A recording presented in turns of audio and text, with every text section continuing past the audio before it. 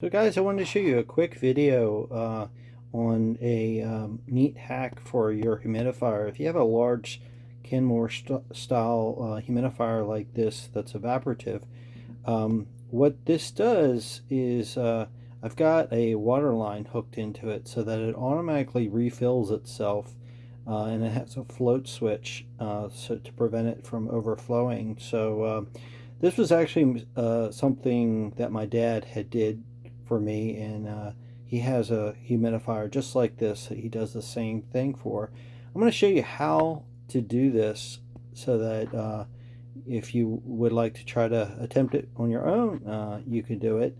I'll have links to the parts in the video description, and feel free to comment and give me your questions if you have them, and I'll try to help you out. Okay, so first of all, you have to get some water from your cold water line, and I have my copper cold water line right here going vertically, and horizontally here I have a tap for the cold water line. Sorry about it going out of focus there. Now you can put a saddle valve on your cold water line, but I don't recommend them. They do leak pretty easily. So what you do is you put, it's better to have a ball valve on here, and because you're going to want to service this and turn off the water in the off season, when you're not using it. This one's got a nice little purge valve on it where you can purge the air out of it. And then I have got, it has to go to a 1/4 inch water line. You don't need a lot of water, so 1/4 inch is fine. And then I've got an adapter here that goes from a threaded copper to the 1/4 inch. This actually has a thread on it. So this is the inlet going into the humidifier, and the float switch actually gives you the specifications for the hole that you need to drill, and you're drilling a hole above the water line, so it's not going to have to be a waterproof seal or anything. It is basically just a hole, and you're going to bolt it on both sides of this inlet hole. Let's look at the inside. So you can see, if you look down inside, you can see the float switch down there. And the way it works is when the water level gets low, that blue float just goes down and lets some water come in. And when that water level gets high, it actually cuts off the water. I don't have it running right now because I don't want to, I want you to be able to hear me. Let's see if we can get some close-ups though here. Again, I'll link to these different things in the video description, but it's just a regular float switch there.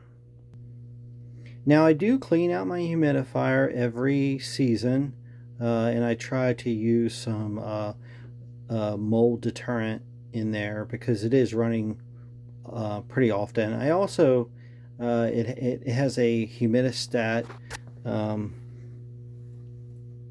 sensor right here on the cord, so you can have it set so it doesn't run all of the time.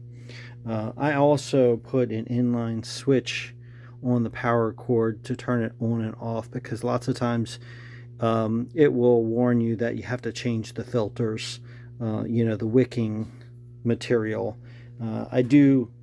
Typically I'll change it once a season, so I end up going through 2 sets of filters every winter here where I live, because it is pretty dry. And I had this in my furnace room, and I have a supply vent in this room, so as the air gets pushed in this room, it kind of goes up into the vent stack and goes to the rest of the house. So okay, let's see if we can run this a little bit. I really want to be able to show it to you. Turn it on. Hopefully you can still hear me over the fans running. And we'll see if we can mess with this float a little bit. You do have to adjust it, the float, to get the level just right. But I'm going to just pull it up, or I'll push it down to simulate the water level going low.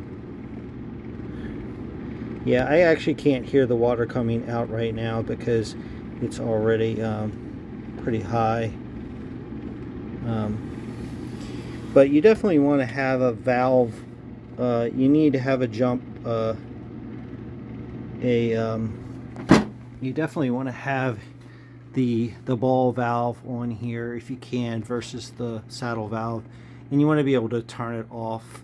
And I actually don't have to have this thing fully open. It only requires a very little bit, a trickle of water to kind of keep this thing going. So I've also learned that.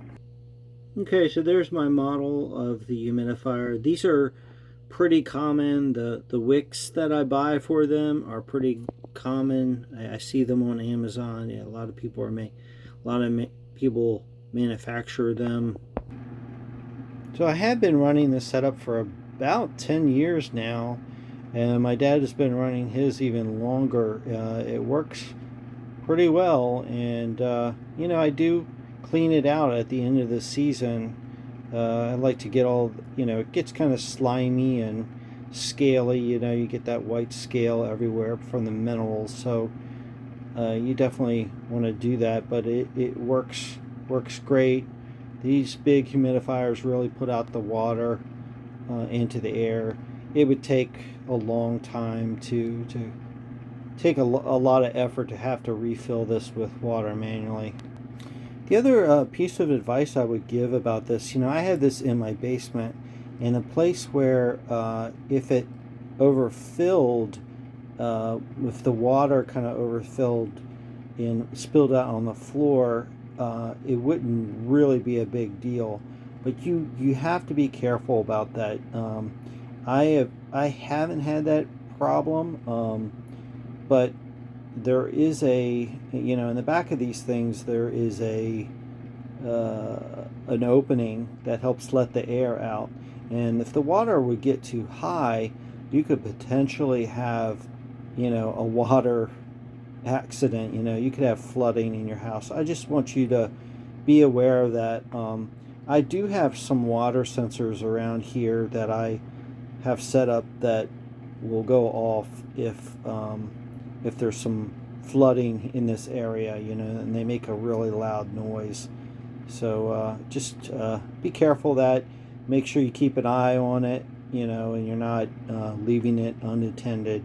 If you go away on vacation, you're not there to watch it. You might want to turn off the water to it.